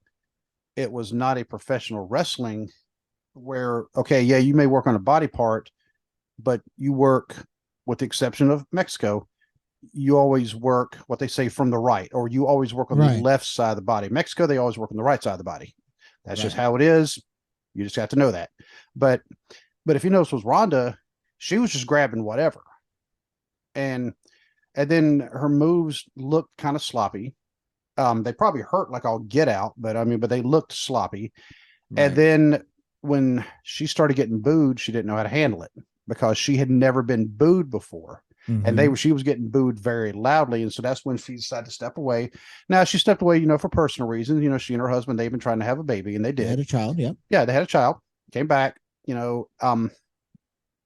and think it's one of those scenarios where, hey, I just want to say I came back. I mean, we knew this run wasn't going to, it was in and out for quite some time. I will give her credit for what how she's been able to hold herself. I know it hasn't been clean and it hasn't been perfect, but sometimes when you're I mean, she grew up in the octagon, right? Yeah. And so sometimes you try to break some old habits and it just doesn't necessarily work. But I mean, this is I would also you can't go without mentioning this is a MMA fight. This isn't a wrestling match on Saturday. It's Shayna Yeah. versus It's an Ronda MMA. These MMA. where both for two females have started their careers off in, and this is coming in a complete circle because I was waiting for this match to happen, and I think a lot of people were too because we knew the history for these two women, and so you go back down to your roots, you finish off strong. I wouldn't say it was a disappointing run for Ronda. I did notice that the last, especially when she tagged, I don't feel like she really understood the whole tag team part. I did wish that they kind of utilize. I mean, although she had her injury, um, back at towards WrestleMania season, I did wish that they held that title and defended it a little bit more because they could have been. I was excited to see a more of a dominant tag team, women tag team, and I thought it could have helped to raise the women's tag team division. But I mean, we got what we got, and I can't say we were let down, but it wasn't the greatest. I just think this match should have been held a long time ago because Ronda coming in, of course, everybody knows, she's one of the most famous MMA people around, period. Yeah. One of the most famous. And then you have Shayna Baszler, who, I mean, Shayna Baszler, you just look at her and you think, oh, yeah, I'm not messing around with that. But the WWE has also brought her back down to reality very quickly ever since coming up to the main roster. She was a unstoppable person. Sorry if I'm butchering words right now. But yeah, you are. Sorry.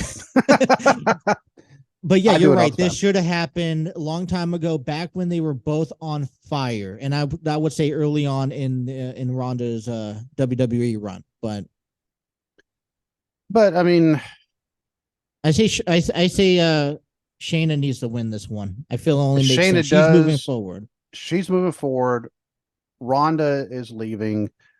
Dwaylon said, Shayna should win, but he said, I'm sure they'll book Ronda to win. If Ronda wins, there's a hint for me. I say that there's a hint of her coming back. I mean, maybe. Hey, eventually. You could always have her come back and win another match, but I think in this purpose, especially knowing, and here's the problem with this feud.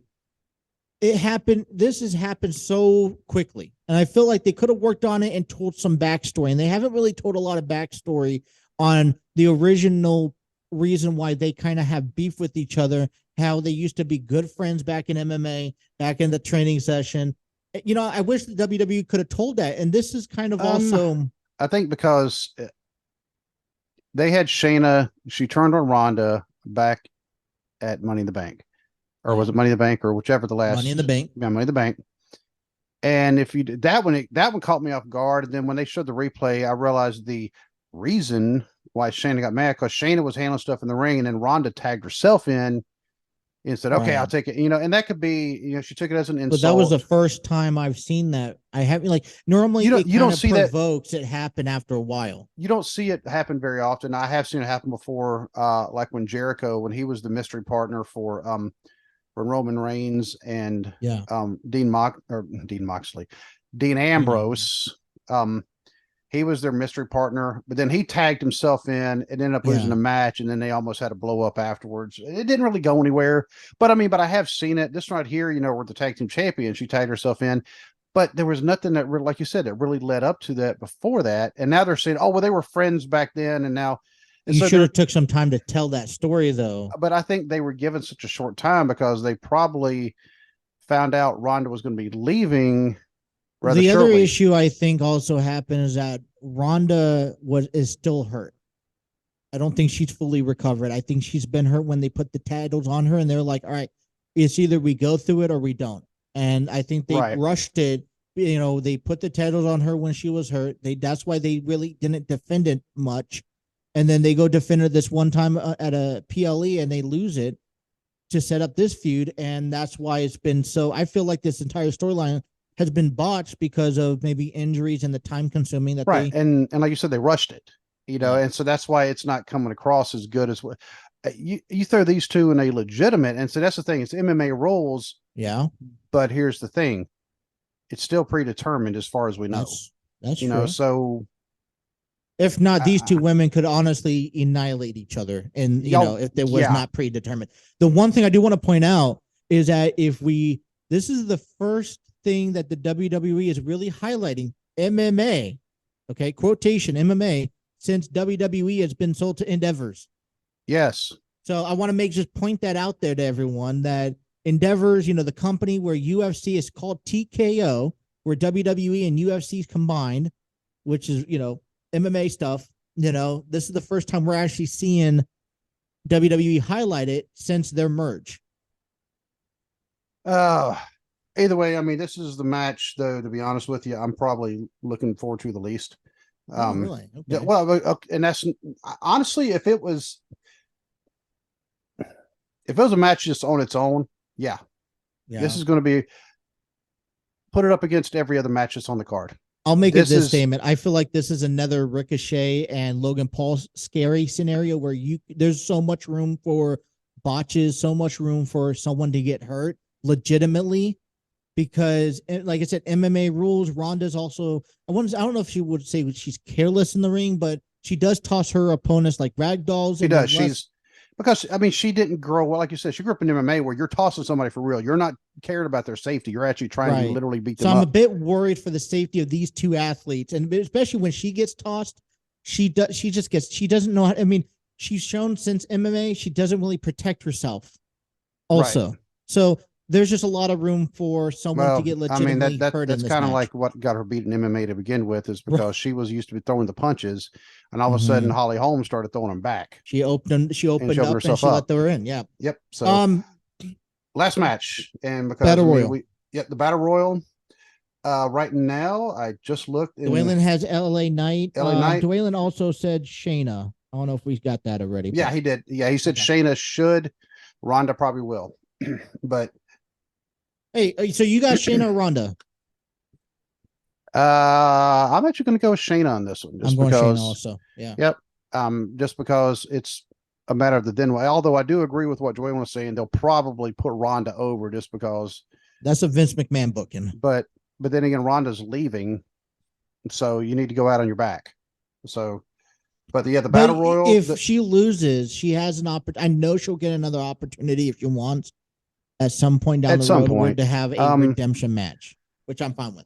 we'll have to see. I mean, We'll see. either that or you know what, have Holly Holm come stand by the ringside. Um, but by the way, this battle royal is sponsored by Slim Jim. The Oh, it's Slim been a Jim long battle time since royal. I've heard that. Mm-hmm. Ooh, I snap it to remember. a I Slim Jim. remember. I remember Slim Jims and Slurpees. 7-Eleven. They used to have those hologram cups Yep. of wrestlers back in the day. 7-Eleven Slurpees. You bought one, you get like the Triple H, the Undertaker, for years. And I'm like, gosh. Well, this is a 20-man battle royal.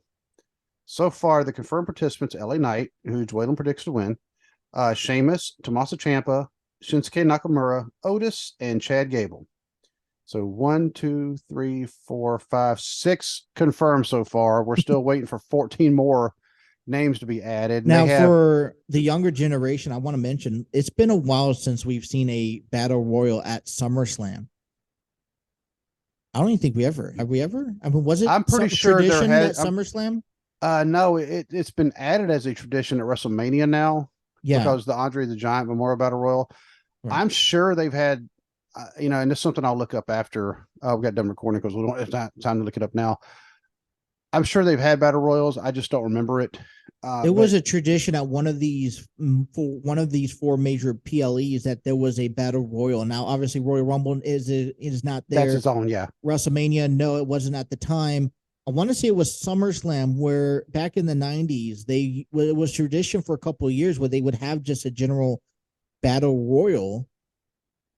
Well, out of all these names, out of the 6 names that are listed so far, yes, Yeah. LA Knight, he's obviously the person who should win this one. And if they, you were asking the question earlier about Vince and Triple H, the difference between the two of them.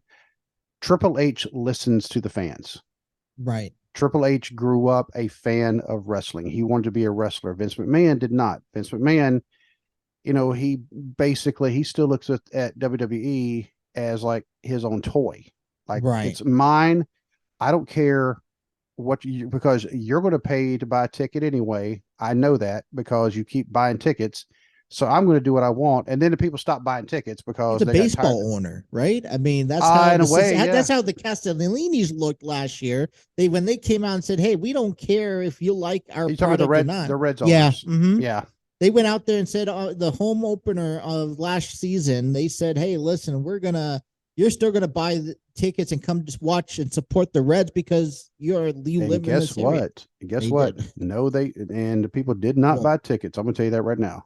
but they're still here. That's the But problem. We they're still still watch them. I mean, they might watch on TV, but last year it and I was know we're terrible. definitely going up. Yeah, their attendance was it was abysmal.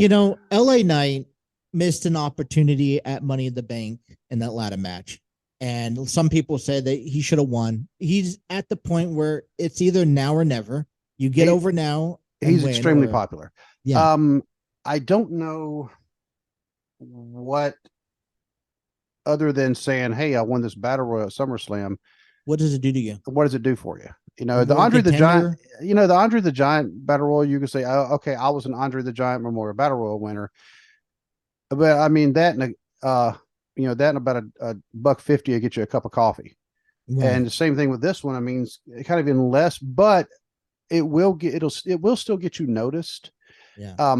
And it'll probably placate LA Knight for a little bit because he is Yeah. extremely popular. People love LA Yeah. Knight. And it was actually something that happened organically. It was not something that they thought of back in, the writers didn't say, "Hey, let's take this guy from Hagersville, Maryland, and make him, Yeah. LA Knight, and let's make him this big star." I mean, it was something he came in, people liked him, and it's happened Well, he also organically. carried. I mean, and that's the thing. He carried it over from Impact. You know, in the TNA days. Right. So, and that's one of the things also Triple H recognizes, look, there's other Yeah. companies that have good wrestlers. Vince does not want to acknowledge any other company until it's brought to his attention in a lawsuit. I mean, that's how you today, unfortunately, that's you have to start acknowledging, like, okay, AEW's there. You cannot go any longer without acknowledging that AEW is a authentic wrestling company that it may not be as big as WWE, but they are there still trying to develop and, give They're chances to they're talent that's running not in in WWE. they're running into their own issues lately, and Oh, yeah. if they don't get it cleaned up, they're going to end up like the way WCW did because they're starting to Yeah. repeat the same mistakes. Yeah. But AEW, and this is actually something else we've said a few times on the show. AEW was created and they started as the number two company. They leaped over Impact, ROH. The Um, only reason uh, why is because television deals. They have TBS, it they have TNT. They well, could actually publicly be known for. That's the problem. Impact Wrestling, unfortunately, you could find them on Access TV, but do you have Access TV? I mean, I don't have Access TV. A lot of people don't have right. Access You don't TV. if you don't have it, you can't watch it. And I mean, they brought in some pretty heavy hitting names too. Jericho, Bret Hart was actually at the first like pay per view. Remember, and he Yeah. showed up there like what, a week after the Hart Foundation was inducted to WWE Hall of Fame. All of a Right. sudden, he's showing up at this other event. It's like, okay, I guess Bret Hart still isn't over Montreal, but everybody knows Bret Hart. And unfortunately, I mean, he with all his statements, I mean, it seems like he's become very, very bitter, which is a shame Yeah. because Bret Hart was amazing in the ring, and he was one of the best performers ever, in my opinion. But with this right here, with LA Knight winning, and I agree with the names right here, I can't see any of these He's the going only one that over. may. He's the The only only thing one that that's makes sense disappointment is I feel like this battle royal has just been thrown in, hasn't really been promoted to or give people advertised. to give people a chance to have a match, to be seen. Right. That's it. This is when your Austin Theory is going to show up. This is when the New Day is going to show up. This is, Yeah. it might Sami Zayn, you'd Maybe be wasting Sami Matt Zayn in Riddle. this. This would probably be where Yeah. Riddle shows up. I mean, this is your lower tier guys in a lot of cases. Now Matt Riddle's not Well, a lower tier guy, but this is the hottest event of the summer. I still presume, honestly, Yeah, for it is. professional wrestling. Vince wanted to have a WrestleMania type show in the summer. Now it's I never like it, risen to the levels of WrestleMania, and it but never it's will. okay. But if it says anything, the last few SummerSlams have been held in football stadiums. True. Yeah, they're growing. Yeah, The one thing I will say overall with SummerSlam, simple 8 match card. They didn't overstack this, which is nice. I know that there were some matches that deserved to be the on. battle royal is going to last a while. They Despite usually do. that, that could even be a kickoff show, to be honest, if you talk about that. But I felt like it's very simple. They are getting straight to the point, and you know what? I'm okay with it because sometimes WWE can stack 12 matches at these major events like WrestleMania, and they've been doing a lot better shortening it. But nice 7, 8 matches because it's going to keep you entertained. I say for 3, 4 hours. And you have a little bit of everything for everybody. Some storytelling with the bloodline, a feud, 7-year feud with Finn and Seth, an MMA rule fight, which is for the first time is going to be interesting to watch, and then you 2 Goliaths and 2 high flyers to steal the show. And if you look at it, I mean, you have an MMA style match, but it's going to end up being kind of a wrestling match. You have the tribal combat, yeah, some battles, a triple threat, but you don't have like really hardcore gimmick matches. There's no cage matches on here. There's no Hell in a Cell. There's no whatever on a pole. There's no falls count anywhere, anything like that, which become a little bit too gimmicky. I think they're kind of getting away from that because they used them so much, they just weren't as special anymore. I mean, like you mentioned, you need to use them when the storyline is warranted for it. And you can start using them again, but I wouldn't necessarily need to use it. There's no match right now that's on that card that needs a special gimmick to get over.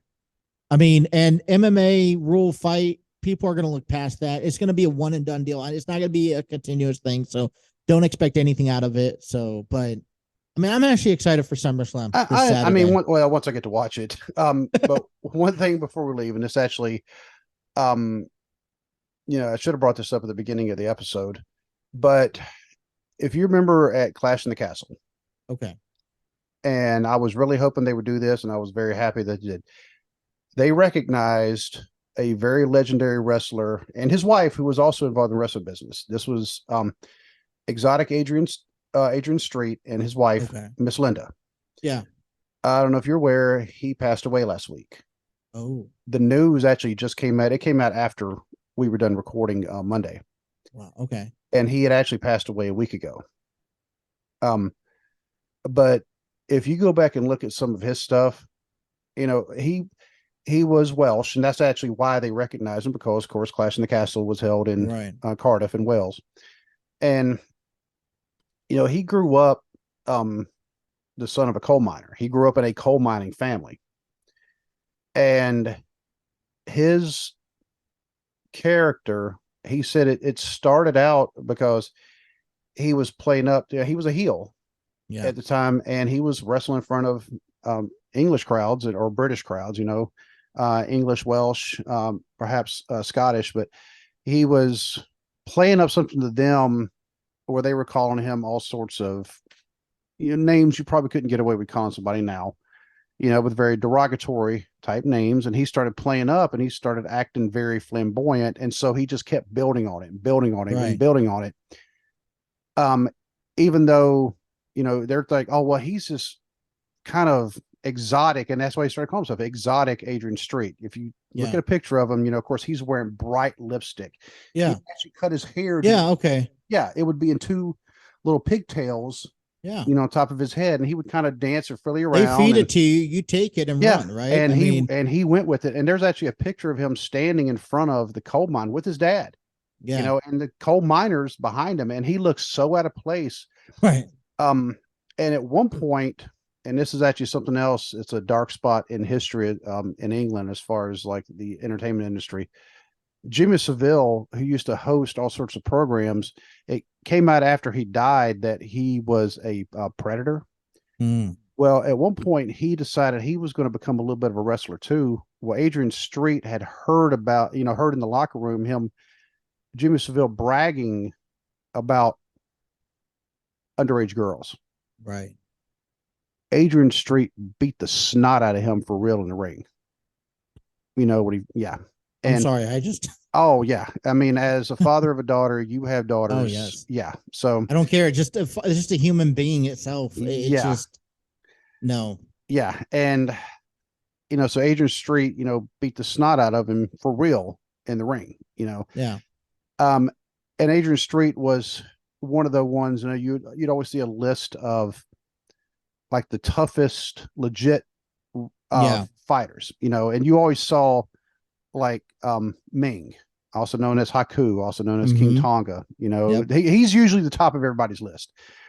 You see Harley Race, you see names like Dick Slater, and of course you see Andre. I mean, Andre. Andre wasn't one to start fights because he got tired of it. But let me also just say a few little fill in back in those days. I'm talking about like the 80s, 70s, earlier.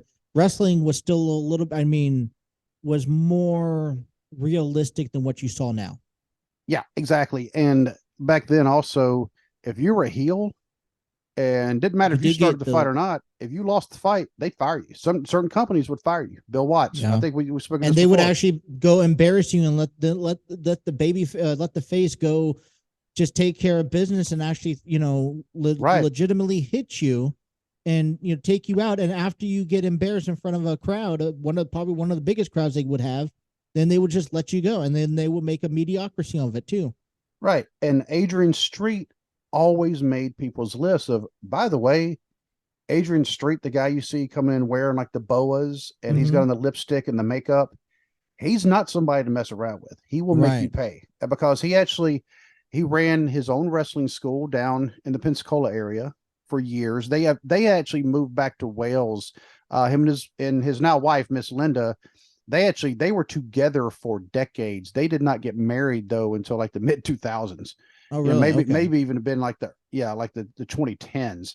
I actually read the date the other day, and because I remember when they got married, but so I mean, but he was 82, and I mean, and we're talking though he actually had feuds against Macho Man Randy Savage before he went to, at the time, WWF. He Right. had feuds against some of these other against Dusty Rhodes, against some of these other ones.